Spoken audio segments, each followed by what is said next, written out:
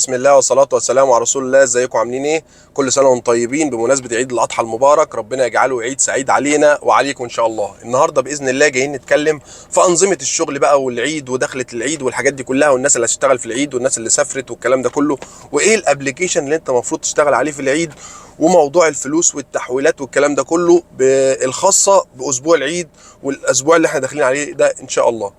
باذن الله احنا النهارده يوم الخميس، وده يعتبر اخر يوم شغل للموظفين واللي كان في كليات وحاجات زي كده. واحنا شايفين النهارده الشغل الحمد لله كويس، وفي ناس كتيره مسافره النهارده. يعني انا جاني النهارده مشوارين سفر على اوبر، بس بصراحه ما رضيتش اطلع عشان الاتنين كانوا فيزا وكده. فاحنا جايين النهارده نتكلم على الناس اللي تشتغل، وايه افضل ابلكيشن تشتغل عليه، والابلكيشن ده تشتغل عليه ازاي والكلام ده. احنا عندنا اغلب الناس شغاله على 4 ابلكيشن او يعتبر 5، يعني في ناس شغاله على 5 كمان. فاحنا عاوزين نتكلم على ابلكيشن عشان نعرف ايه نظام الشغل، الاسعار، الدنيا، نشتغل على الابلكيشن ده ازاي، خاصه ان درايفر وديدي اللي هو فيهم تفاوض في الاسعار وحاجات زي كده. فالنهارده جايين ننبه على الناس ونعرفهم الشغل ماشي ازاي اليومين دول ان شاء الله. طبعا زي ما احنا عارفين ان في مجموعه كبيره او ممكن بنسبه 40 ل 50% الناس دي مغتربين او ناس جايه من الاقاليم، فالناس دي بتبدا تروح من النهارده. فانت معاك اليومين الجايين دول ان شاء الله هيكون الشغل ازيد واحسن. وحاول لو انت بتشتغل مثلا، هنبدا بشغل اوبر. شغل اوبر اليومين دول زي ما انتم عارفين اغلبه فيز. شغل الفيز كتيره جدا، فانت لو انت راجل ما بتحولكش الفلوس او انت مش عاوز شغل فيزا او كده، حاول لما تلاقي الرحله فيزا ما تقعدش بقى تخش مع العميل في جدال وخدها بره وهاتها جوه والفيزا ومش الفيزا والكلام ده. انت عارف ان فلوسك باذن الله هتجيلك الاسبوع اللي بعد العيد، فانت لو قادر او انت معاك فلوس احتياطي او انت تقدر تشتغل وتستنى على فلوسك، اشتغل اوبر فيزا او كاش او الكلام ده. ليه بقول لك اوبر في بداية اوبر اليومين دول في شغل ضرب نار، والريت عالي اليومين دول في كل مستويات اوبر، الاكس والسيفر والكومفورت وكله. عشان اليومين دول اوبر كل يوم بتعمل بلوك لاكتر من 1000 واحد، عماله توقع في كباتن كتيره جدا، غير ان كباتن الاقاليم كلها روحت. فاوبر عليها ضغط اليومين دول، ضغط ابن لذينه. فانت الرحله في اوبر جايه لك، الرحله عجباك وكويسه وزي الفل، خدها وتوكل على الله. مش عجباك سيبها وهيجي لك واحده احسن منها ان شاء الله، عشان باذن الله في شغل كتير وفي ريت وفي شغل كويس جدا ان شاء الله. يعني انا النهارده جاي لي رحله ما كانتش عجباني، انا بصراحه ما كنتش عاوز اروح ناحيه مصر الجديده. الرحله استنيت عليها، فضلت تعلى 3 مرات لغايه ما عليت عدت ال 200 جنيه، رحت واخدها على طول. فانت الرحله عجباك والدنيا زي الفل، خدها. ليه بقى بقول لك مش عجباك ما تاخدهاش او كده؟ عشان في ناس بتخش مع العميل في جدال، وانت فيزا وانت كاش وخدها بره الابلكيشن والكلام ده. اليومين دول مش عاوزين كده. اليومين دول انت لو خدت رحلات داخل الابلكيشن احسن ما تاخدها بره الابلكيشن. فاحنا زي ما بنقول كده، انت لو مش عارف تشتغل فيزا ما تاخدش رحلات فيزا. انت مش عارف تشتغل على ابلكيشن، شوف مثلا اشتغل في ان درايفر، اشتغل في ديدي اللي هو فليكس وفي مفاوضات وحاجات زي كده. فاحنا بدأنا باوبر، فاوبر لو عاوز تشتغل عليه وانت منتظم والدنيا زي الفل، توكل على الله واشتغل. وهنرجع تاني الموضوع ان اوبر عماله تدي بلوكات للناس عشان خاطر الاكونتات المضروبه كلها بتتقفل. واحنا قلنا في فيديو مخصوص موضوع البلوكات، وقلنا ان انت باذن الله تواصل مع الشركه. لو انت واخد بلوك او عامل اكونت مضروب، تواصل مع الشركه، وباذن الله الفتره الجايه مش بمزاج اوبر، غصب عن اوبر هترجع الاكونتات القديمه. الناس اللي كانت شغاله من الاول واخده بلوكات هتبدا ترجع فيهم، وبدات من دلوقتي بترجعت ناس كتيره. في ناس مش مصدقه الكلام ده، هو الموضوع ده واقع، مش موضوع تصدق او مش ما تصدقش. الفكره كلها ان اوبر بتبلك يوميا الافات من الناس اللي هم عاملين اكونتات فيك، وتروح تعمل اكونت فيك يقول لك ب 2000 جنيه ومش مضمون، وانا مش مديك عليه ضمان ولا اي حاجه خالص. فاوبر غصب عنها الفتره الجايه دي عندها عجز جامد في الكباتن. عارف يعني ايه عجز؟ يعني هم مش هيقدروا يكفوا العملاء بتاعهم، فغصب عنهم هيدور على كباتن تاني. هيدور اولى ناس مين؟ الناس اللي كانت شغاله معاه من الاول، عشان مش هيقدر يدخل كباتن جديده. في ناس كتيره جدا في اوبر معمول لها بلوكات، وعملوا اكونتات مضروبه وتعمل لهم بلوكات تاني وحاجات زي كده.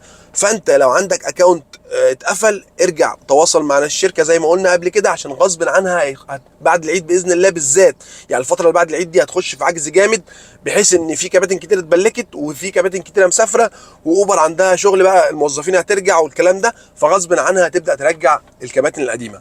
وده باذن الله كلام اكيد. تاني حاجه بقى، لو انت شغال على ان درايفر ولا دي اغلبها دلوقتي بقى اللي هو الفليكس، وحتى كريم بقى في موضوع على كيفك وكده. فانت حط اعلى سعر، خلي بالك ان انت مش هيخش معاك عدد الكباتن اللي بيخشوا معاك قبل كده، فانت حاول تشتغل على سعر. الفتره اللي جايه دي هو شغل عرض وطلب، انا مش بقول لك دوس على العميل اخد منه فلوس زياده او كده، لا، هو نظام عرض وطلب. انا شغال على ديدي او اندرايفر، بحط اعلى سعر او بحط السعر اللي يرضيني واكون كويس معايا، عشان احيانا في اماكن بتروحها وترجع منها فاضي. فانت اعمل حسابك في النقطه دي واشتغل صح وحط اعلى سعر، باذن الله الدنيا هتظبط معاك. شغال مثلا على وصلني، مفيش اي مشكله، انت لو ما قبلتش الرحله الشركه غصب عنها هتعليها عشان تجي لك عشان انت تقبلها. ودي احيانا يعني في الفتره الجايه دي ما تحاولش تشغله غير لو في ريت، عشان دي في كباتن كتيره اكتر من اوبر، وفي ناس كتيره ما خدتش بلوكات زي اوبر. فدي هتلاقي الموضوع مختلف فيه شويه، بيقول لك الرحله عجباك على كده، عجباك مش عجباك خلاص. فانت لما ما تقبلش رحلات في دي هيبداوا يعملوا ريت ويعلوا الريت ويخلوا السعر يعلى. لكن في اوبر اوتوماتيك كده، وانت مش عاجباك الرحله بتلف على الكباتن ما بيقبلوهاش، الشركه اوتوماتيك بتعليها بقى على حساب العميل، او ساعات بتاخد من النسبه بتاعتها وتعلي من النسبه بتاعتها. ان طلعت رحله النهارده كان بريت عالي، لقيت الشركه مش واخده منها حاجه، يعني الرحله كانت جايه لي بحوالي 56 جنيه مشوار صغير، والعميل دافع 46 جنيه. فانا يعني ولا عنده رصيد ولا عنده اي حاجه، دول عاملين له عرض بقى، هم مزودين من عندهم. فاوبر بتحاول تمشي الدنيا عشان العميل بتاعها ما يفقدش المصداقيه بتاعتها او ما يسيبهاش. فانت الفتره اللي جايه دي احنا داخلين اهو على يوم السبت، وهو يوم السبت عشان الناس صايمه وكده فبيبقى الشغل قليل شويه، وهتلاقي شغل سفر كتير. ما تطلعش او ما تقبلش رحلات سفر عن طريق الابلكيشن. اي ابلكيشن يجيب لك سفر ما تقبلوش. ليه؟ الابلكيشن بيحاسبك على الروحه بس، وما بيعملكش ريت في السفر او حاجات دي. لو تعرف تاخد المشوار ده بره الابلكيشن خده وتوكل على الله، ما فيش اي مشكله. مش هتعرف ما تاخدوش خالص وبلاش منه. وحاول الفتره الجايه دي، احنا الميكانيكيه اخرهم النهارده وبكره متهيألي، وممكن تلاقي حد فاتح يوم السبت.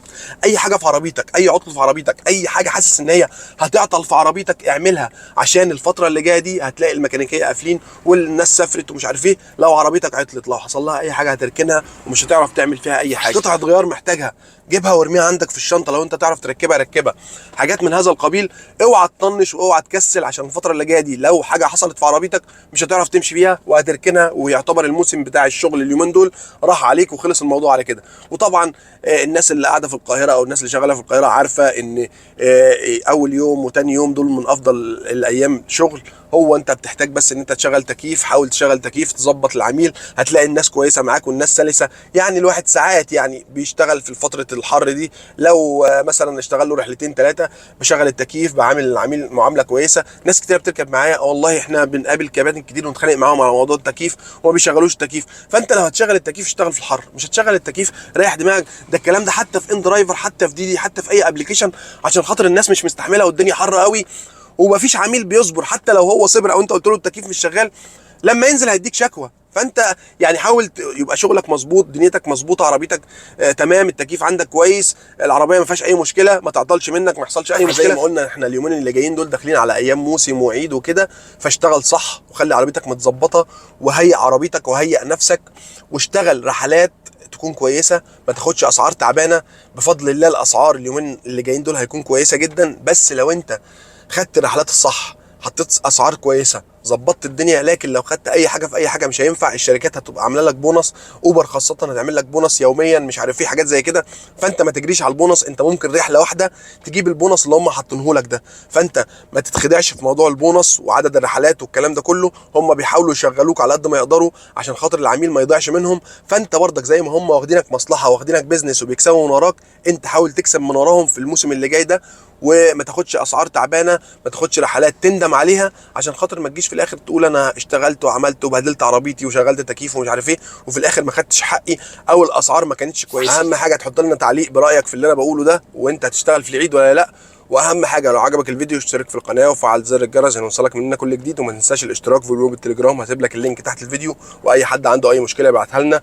وقبل ما نقفل الفيديو بنعمل ايه؟ بنصلي على النبي عليه افضل الصلاه والسلام، وربنا ينصر اخواتنا في غزه. واشوفكم الفيديو الجاي ان شاء الله.